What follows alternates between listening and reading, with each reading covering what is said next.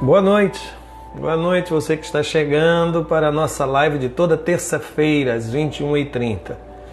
Aliás, um dos efeitos colaterais de toda esta preocupação mundial em torno da Covid-19 tem sido a multiplicação de vídeos na internet, a multiplicação de lives.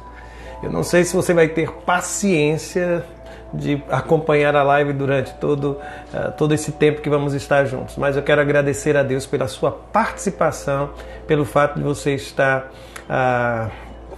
comigo hoje à noite. Eu estou vendo que muita gente estava esperando, viu, dar às 21h30. Que coisa boa, coisa boa. Rosilane, que Deus lhe abençoe, abençoe também a vida do seu papai. Porfírio, gente, eu soube que vocês estão para as bandas de São Paulo, né? Recebam um grande abraço.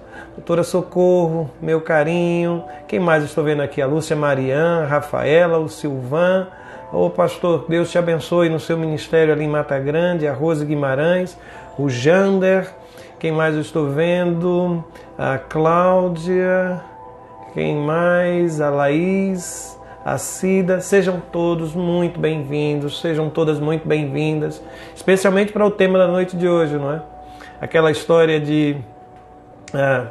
fique em casa, né? Mas em paz, em paz. Sinceramente, o grande desafio desses dias não é só permanecer em casa, não é só deixar de sair, não é só reduzir a ida ao supermercado, fechar a loja. Eu acho que há um segundo desafio por trás disso, que é ficar em casa, mas permanecer em paz uns com os outros, dentro de casa, dentro da família. E eu digo isso porque uma notícia chamou muito a minha atenção nesses dias. Eu não sei se você acompanhou esta informação, de que houve um crescimento enorme no número de divórcios na China logo após o fim da quarentena. Aliás, em um local onde inclusive eu estive, 12 milhões de habitantes naquele lugar, o agendamento dos divórcios já estava para semanas, não havia espaço para marcar sequer a audiência do divórcio. Cresceu por demais. E a explicação, somente uma. O fato deles terem permanecido durante a quarentena tanto tempo juntos, desgastou de tal maneira a relação, o casamento, que quando a quarentena acabou, o que aquela gente queria? Divórcio, se separar. É por isso a necessidade de a gente conversar sobre este tempo. O pessoal está usando uma expressão curiosa, eles chamam de hiperconvivência. Esse fato de você acordar, passar a tarde, a noite, dormir junto e isso continuar. Isso faz com que a relação se torne ainda mais intensa. Isso me fez lembrar um personagem bíblico, eu não sei se vocês se recordam, mas a Bíblia diz que Jacó trabalhou por 7 anos para ter a mão de Raquel, a sua amada. E aí a Bíblia diz assim, em Gênesis capítulo 29, versículo 20. A gente não vai estudar esse capítulo, mas é só para você lembrar do texto. Consegue lembrar? A Bíblia diz que Jacó serviu 7 anos por Raquel. E estes lhe pareceram como poucos dias. E aí o texto sagrado diz, pelo muito que a amava. Notem, o texto não está dizendo que aqueles dias passaram como se fossem poucos dias, porque ele era amado, ou porque Raquel o amou intensamente durante este tempo. Notem que o texto sagrado não está dizendo que ele era amado, mas que ele amava. E aí está o segredo. Para que esse tempo passe, ainda que seja custoso, lá adiante você vai ter essa mesma sensação. Este amor de Jacó que faz com que o tempo passe, que a gente nem perceba. Meu Deus, passamos todo esse tempo juntos. Eu quero deixar bem claro que essa questão da hiperconvivência, ela aponta para algumas questões muito práticas. Por exemplo, eu não sei se você é do tipo de que quando tem um conflito, precisa sair. Eu vou sair, eu vou espairecer, eu preciso sair, eu vou pegar o carro, eu vou dar uma volta na orla. O grande questão é que agora você não pode sair de casa. Mesmo depois de um conflito, de uma discussão, vocês vão estar no mesmo espaço. Não é como naquele tempo de namoro, né, que às vezes havia alguma dificuldade, então você dizia até amanhã e ia embora para casa. Não, vocês agora precisam permanecer juntos. Uma segunda observação, você já percebeu que neste tempo de hiperconvivência não existe um canto sequer na sua casa que seja sossegado, que não tenha alguém, onde os meninos não entrem, e se você está precisando trabalhar dentro de casa, eu imagino o tamanho do seu estresse. Para não se tornar como... Lembra-se daquela... Foi um homem, né? Que ele estava dando uma entrevista e daqui a pouco entrou uma criança, entrou uma segunda criança, depois entrou uma mulher e tentando tirar os meninos de dentro daquele lugar. E isso rodou o mundo. Eu não sei como está a sua organização em relação ao tempo, se você tem um local separado para isso, mas isso é conflitivo. Uma outra observação que faço em torno desta hiperconvivência é que antigos problemas com os quais vocês já convivem serão potencializados. Aquelas discussões antigas, elas vão ser renovadas. Elas não vão ser abandonadas. Qualquer coisinha agora, qualquer coisa, pode ser até um motivo banal, vai acabar despertando aquele problema que parecia já estar resolvido e não foi. E eu tenho uma novidade para lhe dizer. É que outros problemas vão surgir. Sem dúvida alguma, outras dificuldades vão surgir. Então, esse tempo de hiperconvivência tanto vai potencializar antigos problemas, como vai ser um tempo fértil para novas dificuldades, novas situações.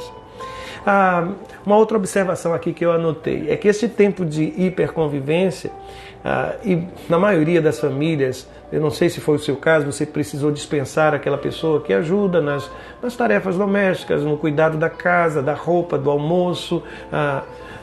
Ela também não está indo para a sua casa. É assim? E vocês estão tendo que resolver sozinhos. Bom, aí surge mais um problema, mais uma dificuldade. E qual é essa dificuldade? A divisão de tarefas. Quem vai fazer? Quem vai passar o pano no chão? Quem vai lavar os banheiros? Quem vai passar a vassoura na casa? E uma coisa curiosa é que sobrecarregar alguém, ainda que uma pessoa fique responsável por isso durante todo este tempo, potencialmente isso será conflitivo. Isso será conflitivo. Se não for bastante, deixe-me lhe apontar numa última direção. É que esta hiperconvivência paralela a uma situação financeira complicada e poucos horizontes, dívidas que estão se acumulando, as contas que estão chegando, eu vou lhe dizer, tem tudo, é material explosivo, meu Deus. É uma situação potencialmente conflitiva. Por isso é que eu volto a dizer aquilo que disse no início. Nós estamos diante de um tempo que não basta só ficar em casa, estar em casa, mas é preciso ficar em casa e em paz uns com os outros. E é preciso ficar em casa e aprender a conviver com os filhos, aprender a conviver com o marido 24 horas por dia, com a esposa 24 horas por dia. Quando eu comentei com a Cláudia que eu iria falar sobre isso, ela fez questão de me lembrar os momentos em que Jesus olhou para alguém que havia sido curado, havia recebido algum milagre, e Jesus olhou para aquela pessoa e disse assim: vá para a tua casa. Lembra-se disso? A tua fé te salvou, vá para a sua casa, vá para a sua casa. Eu fui pesquisar e eu achei algo que eu confesso, eu não tinha a menor ideia. Você já percebeu que Mateus não registra nenhuma palavra de Jesus nesse sentido? Só quem registra essa expressão na boca de Jesus é o Evangelho de Marcos e o Evangelho de Lucas. E em algumas situações muito específicas. Uma delas é com aquele homem que precisaram abrir o telhado, descê-lo à presença de Jesus, lembra-se? A Escritura diz que em dado momento Jesus olha para aquele homem e diz assim: toma o teu leito e vai para a tua casa. Lucas, num texto paralelo, no capítulo 5, versículo 24, diz a mesma coisa. Ora, para que saibais que o Filho do Homem tem sobre a terra poder de perdoar pecados, disse ao paralítico: a ti te digo, levanta-te, toma a tua cama e vai para a tua casa. Vai para a tua casa. É interessante que em outros momentos Jesus mandou para o tanque se lavar, Jesus mandou apresentar-se ao sacerdote, Jesus não fez nenhuma observação, apenas disse, vai em paz, a tua fé te curou. Mas nesses casos, ou pelo menos neste caso especificamente, Jesus deu uma ordem àquele paralítico, vá para sua casa, volta para sua família. A vida daquele paralítico provavelmente era a grande preocupação daquela gente. Ele disse, olha, a primeira pessoa que eu quero que você vá celebrar e compartilhar a vitória que você alcançou é a sua família. Eu não sei quando acontece algo muito, muito especial com você. Quem é a primeira pessoa que você compartilha? Quem é a primeira pessoa que vem na sua mente para você ligar e dizer alguma coisa? O texto sagrado diz que na experiência deste homem, Jesus orientou para que ele fosse procurar a sua própria família, a sua própria casa. E há um outro momento que também isso acontece. É quando no Evangelho de Marcos, no capítulo 5, versículo 19, aquele que era endemoniado e vivia em Gadara, lembra-se dele? Que vivia se cortando, que morava nos sepulcros. Quando ele se converte, ele é liberto daquela força do mal, Jesus olha para ele e diz assim, vai para a tua casa, para os teus. Anuncia-lhes quão grandes coisas o Senhor te fez e como teve misericórdia de ti. O ministério daquele homem precisava começar em casa. Por isso, eu quero dizer essas duas coisas. A minha casa, a sua casa, precisa ser o lugar onde a felicidade ela é compartilhada. É o lugar onde coisas boas precisam ser celebradas. Não é o bar da esquina. Não é. Não é aquele grupo de amigos, não. A família. E em segundo lugar, quando Jesus fala com este que foi em determinado tempo de sua vida endemoniado, ele quis até seguir Jesus, mas Jesus disse que não, que ele precisava voltar e estar com a sua casa. Por isso eu quero lhe dizer, o seu ministério começa na sua família. A sua religiosidade, a sua espiritualidade começa em casa. Essa sua vida de adoração, sabe? Essa coisa que você precisa começar dentro de casa. E esse é, na verdade, o nosso maior desafio. Porque são estes que conosco dividem a casa que melhor nos conhecem. E eles precisam ser alvos da misericórdia de Deus. Por isso, vá para a tua casa. Tome esse tempo como um tempo de missão, como uma oportunidade de ministério. Quando acordar, ore pelo dia. Reúna a sua família, dobre os seus joelhos, diga, Senhor, eu preciso de sabedoria para lidar com essa situação. Vocês nunca dividiram tanto tempo juntos. Sabe, o melhor do seu tempo e dos seus dias, você estava compartilhando com estranhos. Você estava atendendo pessoas que iam lá na sua empresa, no seu trabalho, você estava convivendo com seus colegas de trabalho. Agora você está tendo a oportunidade de usar a maior parte do seu tempo com gente que realmente você ama. Por isso, não transforme este momento em um inferno, em uma briga constante, em uma intolerância. Use este tempo para se aproximar ainda mais, para celebrar a vida, para compartilhar a alegria. Eu volto a dizer, sabe, viver em família não é algo assim tão simples. Se você olhar nas Escrituras Sagradas, eu aqui fiz questão de anotar algumas situações, quantas dificuldades na Bíblia são registradas dentro de uma casa. Observe se não é assim. A primeira vez que eu observei isso, ainda é lá no paraíso, logo após o pecado. Lembram-se? A Bíblia diz que Deus foi conversar com Adão e perguntou a Adão, mas por que você fez isso? Você se lembra qual foi a estratégia de Adão? Ele transferiu a culpa para quem? Para a esposa. E notem, essa coisa de tentar identificar os culpados pelo problema que agora nós estamos enfrentando pode acabar com esses dias de quarentena na sua casa.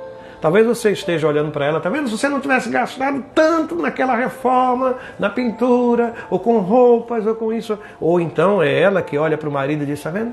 Você não aplicou o dinheiro, você não poupou o dinheiro, você disse que queria comprar esse carro e nem precisava comprar esse carro e agora a gente está sem um tostão para sobreviver durante este tempo. Vou lhe dizer uma coisa, declarar ou passar a culpa ou transferir a responsabilidade não vai resolver o seu problema. Não vai resolver o seu problema. De fato, Adão pensou que isso poderia isentá-lo de culpa, mas não o isentou. Quer ver só uma outra observação? Você já percebeu a rivalidade entre irmãos? Quando foi que ela começou? Lá também no paraíso. Quer dizer que no paraíso, dentro de uma família e entre irmãos, coisas terríveis também aconteceram. Eu não sei como é que é a sua relação com os seus irmãos, com as suas irmãs. Mas agora vocês estão tendo que passar o dia inteiro juntos.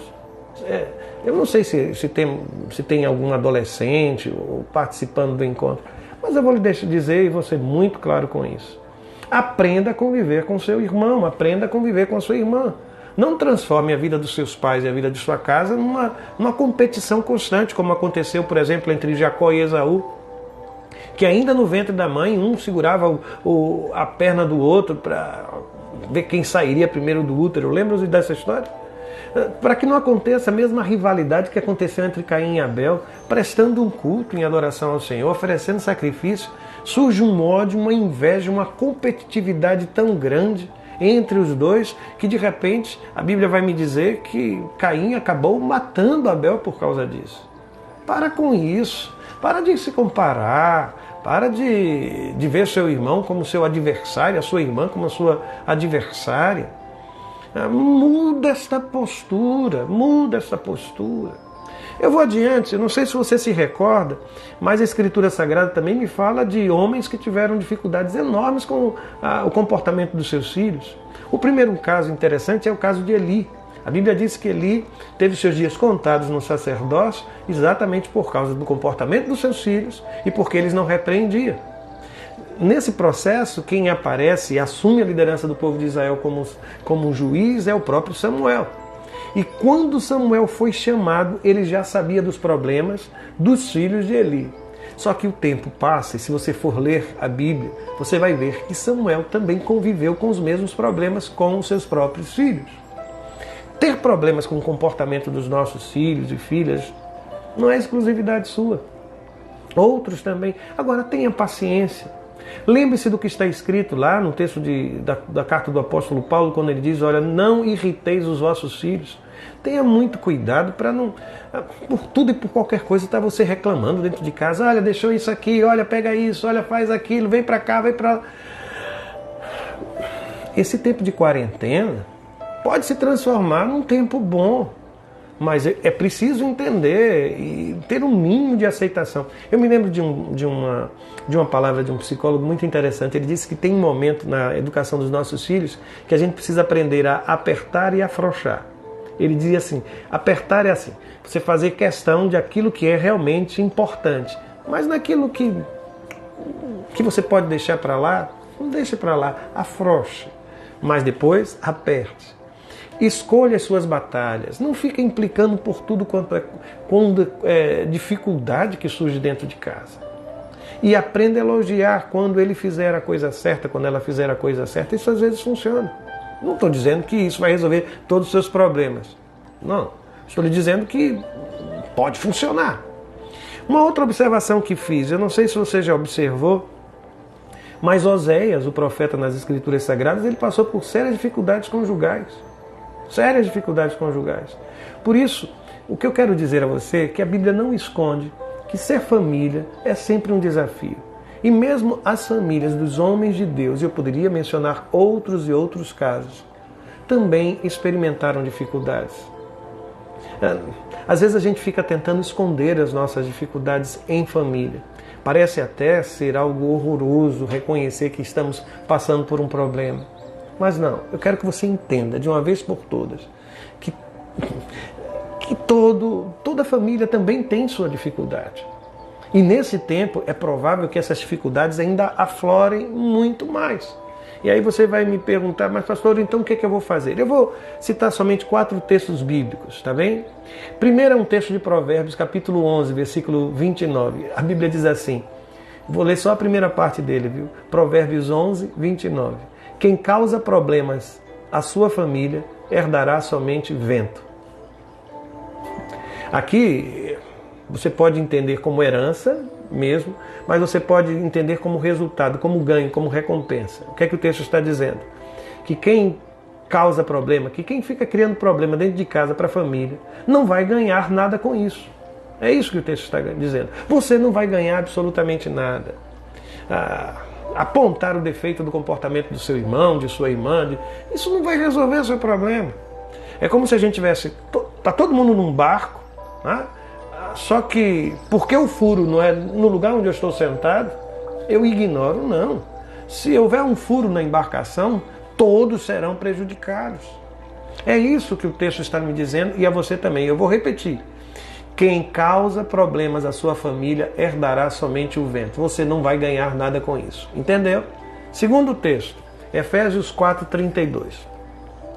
Sejam bondosos e compassivos uns para com os outros, perdoando-se mutuamente, assim como Deus os perdoou em Cristo. Então, qual é a recomendação? Eu vou tratar você não como você me trata. Eu vou tratar você como Cristo me tratar. Como Cristo me tratou. Como Cristo me perdoou. Como Cristo me amou. Você pode até não merecer, em alguns casos nem merece, mas porque eu fui amado, eu te amo. Porque eu fui perdoado, eu te perdoo. É isso que o texto está dizendo. Bondade e compaixão dentro de casa. Terceiro texto, ainda é no texto de Efésios, capítulo agora 5, versículo 33. O texto vai dizer assim: cada um de vocês também ame a sua mulher como a você mesmo. E a mulher trate o marido com todo respeito. Duas coisas aqui interessantes, né? Primeiro, a forma de tratar. O texto sagrado está dizendo que a forma como a gente trata o outro, na verdade, é a forma pela qual eu digo eu te amo. E especialmente na cabeça de uma mulher, ela não entende quando você diz que ama e não trata bem. Ela não consegue separar as coisas. Para uma mulher, como ele pode me dizer que me ama se me trata desse jeito? Da mesma sorte, o marido. É isso que o texto está dizendo. Que na relação conjugal, pelo menos neste verso, duas coisas são importantes. Primeiro, a forma de tratar. E segundo, o que o texto está dizendo assim, olha, ame como você gostaria de ser amado. Compreenda como você gostaria de ser compreendido. Sirva como você gostaria de ser servido. E isso precisa ficar bem claro na relação marido e mulher. Terceiro texto bíblico que eu quero ler para você. Aliás, não, quarto, né? Se alguém não cuida de seus parentes, e especialmente dos de sua própria família, negou a fé e é pior que um descrente. O que é que o texto está dizendo? Que a minha espiritualidade não é aquela de igreja, de banco de igreja, de ministério de adoração, de ministério de louvor, de ministério de dança, de ministério de intercessão, de isso ou daquilo, não. A minha espiritualidade há de se revelar na forma como eu cuido dos meus parentes, daqueles que são da minha casa, da minha própria família. É ali que meu culto começa. Então não adianta eu, como pastor, estar disposto a ouvir aquele irmão, aquela irmã, aquele jovem e não consigo ouvir os da minha própria casa. Espiritualidade, volto a dizer, começa em casa. Mas eu ainda queria avançar um pouco mais, sabe? Para ter uma forma mais prática de lidar com tudo isso. Porque até aqui são princípios. O que isso tem a ver de prática para mim e para você? Tá. Me permita dar uma sugestão. Primeira coisa, evite assuntos tóxicos durante a quarentena. Você sabe o que é um assunto tóxico? Sabe? É aquele assunto que vai gerar problema. Você não vai contribuir para o bem comum. Lembra aquela história?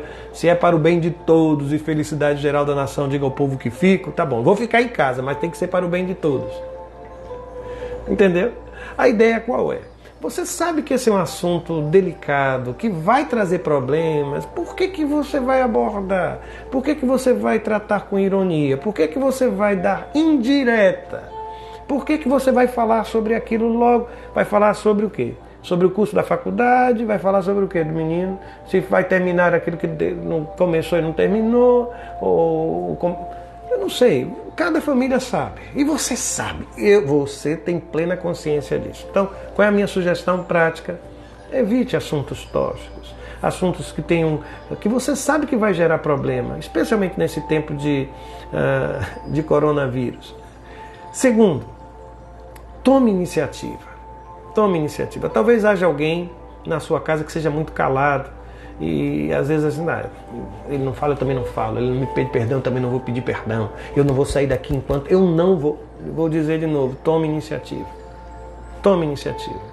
Especialmente se aquele ou aquela pessoa que tem buscado efetivamente a espiritualidade é você. Então a responsabilidade primeiro é sua. Diante de Deus é sua. Não fique com raiva não. É sua. É sua. Você tem que tomar a iniciativa. Ah, mas ele é meu filho. Mas o pai é você. Ah, mas ele é meu marido. Sim, mas a esposa é você. Sou eu quem tenho que tomar a iniciativa. Se você quer que esse tempo... Porque se depois não der certo e terminar essa quarentena, você vai dizer assim, mas durante este tempo eu fiz o que pude, eu tomei iniciativa, eu procurei ajudar. Então, tome iniciativa. Terceira sugestão prática, viu? Eu vou dizer uma coisa assim, eu tenho visto que as pessoas... Não está proibido caminhar na praia, né? Não está. De repente, está muito tenso. Respire. Encontre uma forma de centrar. Acorda mais cedo, vai fazer meditação na varanda, sabe? Faz aquela postura, respira, pede a Deus orientação, leia a palavra, leia a Bíblia. Isso vai funcionar, você vai ver como vai funcionar. Tem o seu momento. Sabe aquela panela de pressão? Você tem panela de pressão em casa? Já viu que ela tem uns orifícios ali em cima? Você já viu, já estourou, já explodiu alguma panela de pressão na sua casa? Já? Não sei. Aqueles orifícios, eles precisam ser desobstruídos periodicamente. Por quê?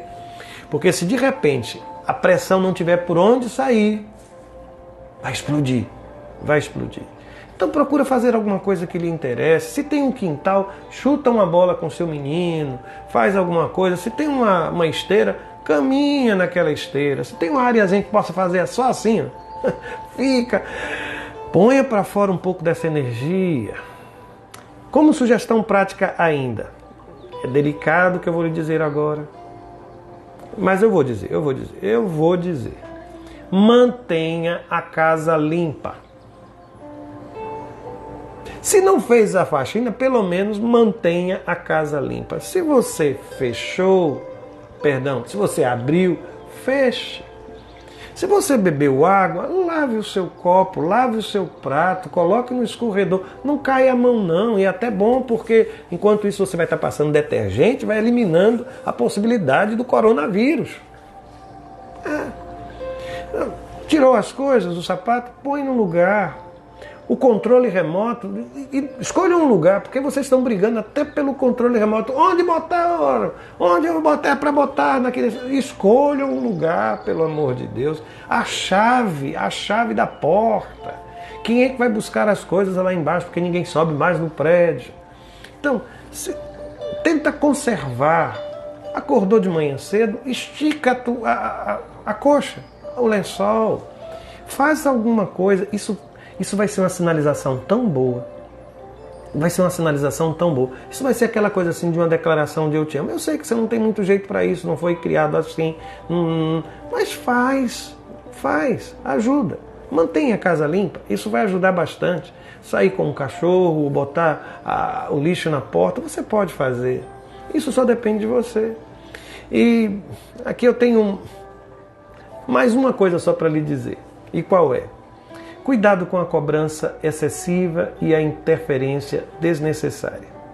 Em alguns momentos, a internet... Gente, eu não sei o que seria de algumas pessoas hoje se não tivessem a possibilidade de conversar com... Eu não sei o que seria dos seus filhos se não pudessem conversar com seus amigos, amigas, através da internet. E o curioso é que houve um tempo em que especialmente religiosos viam a internet como uma coisa demoníaca, né? E agora todo mundo procurando um espaço e fazendo deste canal uma forma de compartilhar as verdades preciosas do Evangelho do nosso Senhor Jesus Cristo. Agora cuidado para não ficar interferindo muito. E por outro lado, de vez em quando desliga a internet, sabe? Senta na sala, dá uma oportunidade para o seu pai e para a sua mãe, vai assistir junto. Tá querendo assistir um filme lá no seu celular? Gente, vai para a sala, chama o seu pai e a sua mãe. Pai, mãe, vamos assistir, tem um filme maravilhoso. E se ele lhe chamar, por favor, pai, diga, vou assistir, olha. A mãe também, vamos. Depois eu faço isso, a gente vai fazer junto, ótimo. Bota um saco de pipoca lá no micro-ondas, sentem-se juntos com a bacia e vão comer, e vão conversar, vão passar dias bons. Olha, é o melhor que você pode fazer hoje pela sua família, porque não basta dizer que você vai se trancar com a família pelo bem da sua família. Talvez a maior expressão de amor seja uma vez trancados com as nossas famílias, ali dentro, a gente ser um agente do bem, a gente ter um compromisso com o bem-estar dos outros, a gente ter uma postura melhor, uma forma mais mansa. E aqui eu quero terminar, porque a gente já está às 10 horas. Se alguma coisa já deu errado nesses primeiros dias, eu queria lhe fazer um pedido, em nome de Jesus. Vai lá e pede desculpas. Vá. Diga, olha, eu errei, eu me excedi, eu não deveria ter tratado você desse jeito, eu fui grosseiro, eu falei alto demais, eu tenho reclamado muito. Marido, mulheres, pai, mãe, filho, filha. Ainda dá tempo, ainda dá tempo. Quando terminar, vai lá no quarto dele, no quarto dela, dá um abraço e diz, olha, me perdoa. E amanhã, a partir de amanhã, quando você acordar, já assume uma postura diferente. Gente, a gente não tem noção de quanto tempo isso ainda vai levar. A gente não tem noção. Então, o melhor que a gente pode fazer agora, o que é ficar bem em casa. Não basta trancar a sua família como um gesto de amor. É amando dentro de casa que a gente vai fazer um bem ainda melhor. A gente vai terminar aqui. Eu quero agradecer a Deus pelas palavras que eu estou lendo daqui. Olha, respiração diafragmática é ótima. Aprendam aí, é só usando o diafragma, viu, gente? Isso é bem interessante. Olha, dona Cláudia, a Claudinha não está aqui comigo, a minha esposa. Eu não estou em casa hoje, gente. Em função dessa questão da internet, eu recebi um convite, eles estão por aqui, sabe? O Emerson, que cedeu esse espaço, que pertence a ele, a MG Telecom, e a Poliana e o Magnus aqui estão. Eles disseram, pastor, a gente quer, como é que a gente pode ajudar? E disseram, olha, a gente tem lá a internet veloz, e realmente, gente, eu nunca vi uma velocidade tão grande, para que a gente não tivesse problemas e a imagem chegasse bem. E eu quero agradecer a esses, eu não sei nem se eles estão acompanhando, porque devem estar por aqui em algum lugar, mas eu quero agradecer essa gente que tem tornado possível o ministério, não somente meu, mas de tantos outros pastores por esse mundo afora. Mas eu quero terminar orando pela sua vida, pela sua família, pela sua casa. Posso fazê-lo? Posso? Fecha teus olhos e vamos orar ao Senhor. Bendito Deus, eu quero te agradecer essa oportunidade de conversarmos em torno da Tua Palavra, de trazermos à memória verdades que são especiais para todos nós. Eu não sei, ó Deus, como tem sido a vida durante esses dias nas famílias dessas pessoas que estão acompanhando aqui essa palavra na noite de hoje. O que eu quero te pedir, Senhor, é que se alguma coisa não estava bem, que seja restaurada. Se alguma coisa foi quebrada, que seja restaurado, Pai.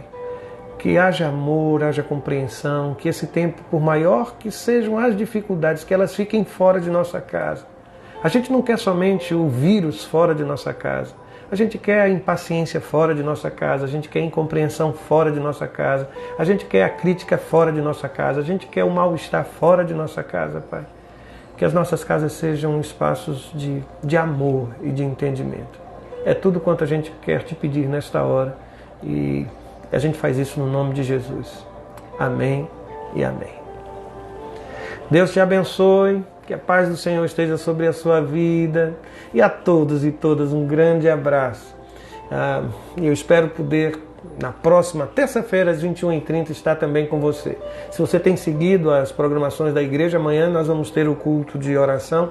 Eu vou estar falando pela segunda vez naquele tema, naquela relação entre fim de mundo e epidemias. Se você tem dúvidas sobre isso, acessa lá o canal da igreja no YouTube.